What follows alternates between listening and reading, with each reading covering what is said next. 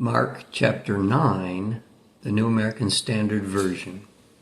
And Jesus was saying to them, "Truly I say to you, there are some of those who are standing here who will not taste death until they see the kingdom of God, when it has come with power." And 6 days later, Jesus took with him Peter, James, and John, and brought them up on a high mountain by themselves. And he was transfigured before them, and his garments became radiant and exceedingly white, as no launderer on earth can whiten them. And Elijah appeared to them along with Moses, and they were talking with Jesus. Peter responded and said to Jesus, "Rabbi, it is good that we are here. Let us make 3 tabernacles, one for you, one for Moses, and one for Elijah." For he did not know how to reply, for they became terrified. And then a cloud formed, overshadowing them, and a voice came out of the crowd, "This is my son, listen to him." And suddenly they looked around and saw no one with them any more except Jesus alone.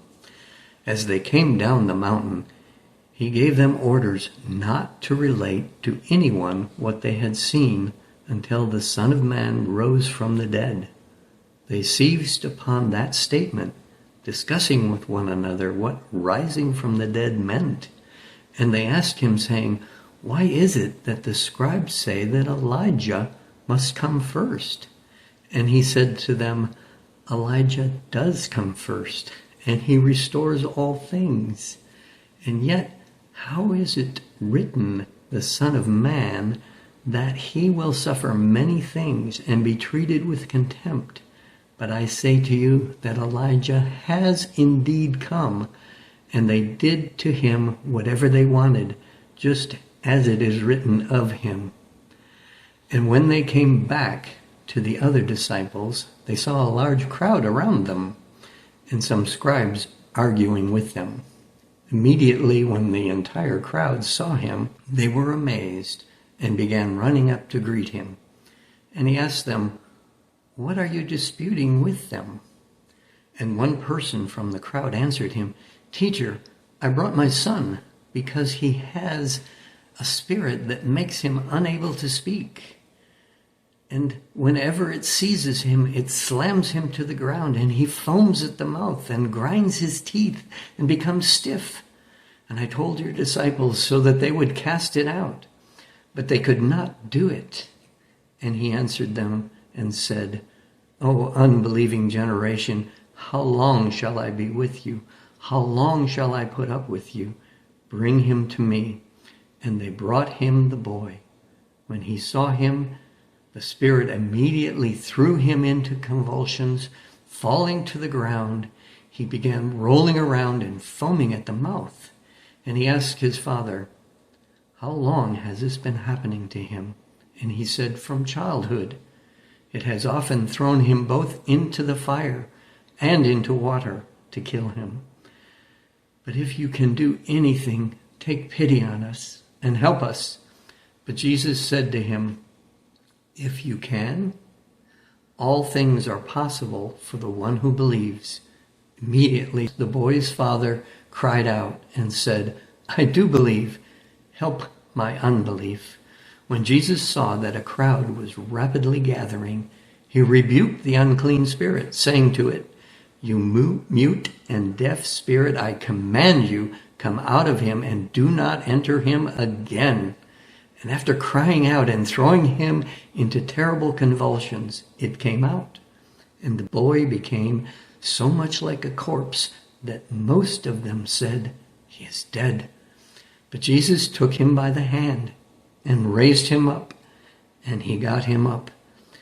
When he came into the house, his disciples began asking him privately, "Why is it that we could not cast it out?"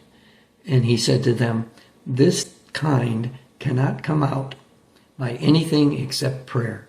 And from there they went out and began to go through Galilee. He did not want anyone to know about it, for he was teaching his disciples and telling them the Son of Man must be handed over to men, and they will kill him. And when he has been killed, he will rise 3 days later." But they did not understand this statement, and they were afraid to ask him. They came to Capernaum, and when he was in the house, he began to question them. "What were you discussing on the way?" But they kept silent. On the way, they had discussed with one another which of them was the greatest. And sitting down, he called the 12 and said to them, "If anyone wants to be first, he shall be last of all and servant of all." And he took a child and placed him among them. Taking him in his arms, he said to them, "Whoever receives one child like this in my name receives me, and whoever receives me does not receive me, but him who sent me." John said to him, "Teacher, we saw someone casting out demons in your name, and we tried to prevent him because he was not following us." But Jesus said, "Do not hinder him, for there is no one who will perform a miracle in my name and be able soon afterwards to speak evil of me. For the one who is not against us is for us. For whoever gives you a cup of water to drink because of my name as followers of Christ, truly I say to you, he shall by no means lose his reward. Whoever causes one of these little ones who believe in me to sin, it is better for him if a heavy millstone is hung around his neck and he is thrown into the sea. And if your hand causes you to sin, cut it off. It is better for you to enter life maimed than having 2 hands and to go into hell, into the unquenchable fire. And if your foot is causing you to sin, cut it off.